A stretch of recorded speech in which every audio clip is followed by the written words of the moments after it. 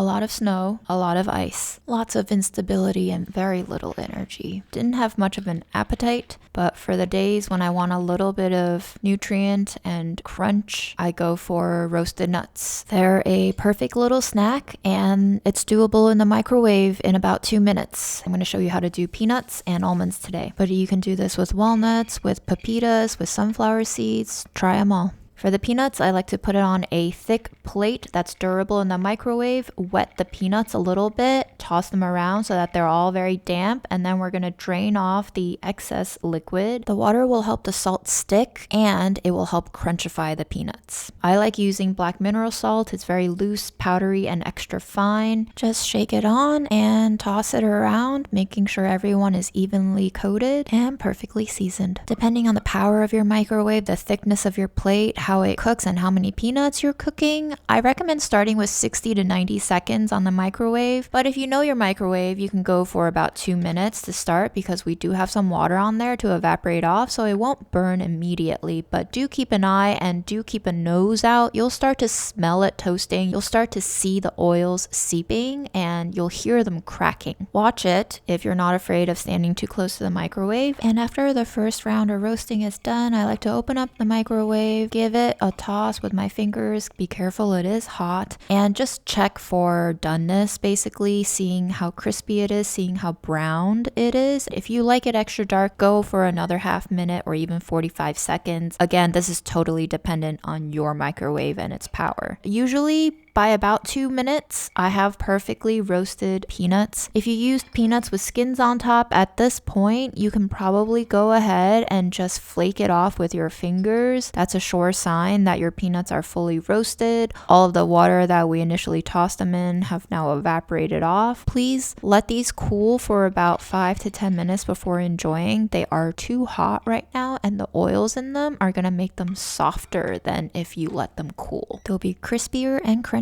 if you have the patience to wait, so I recommend it. Now for almonds, I like to do these dry. Since I don't really like to salt my almonds, I see no point in wetting them, and almonds already have a little more moisture and lower fat content than peanuts, I find. So usually about 90 seconds on a plate of almonds is going to do the trick. Depending on your almonds, the fat content may vary, so I just pull a few out, I check them for cracks, I check them for color, and the best way to really gauge the first couple of times is to smell and taste. So take a bite and just see the color inside the almonds. If the color is too blonde and not golden enough, or again, if you like dark toasted, not brown enough, go back and just add 30 seconds and go until it feels properly roasted to you. This is all personal preference. Some people like it lighter roasted, some people like it darker roasted, so you just have to experiment and play and find your perfect spot.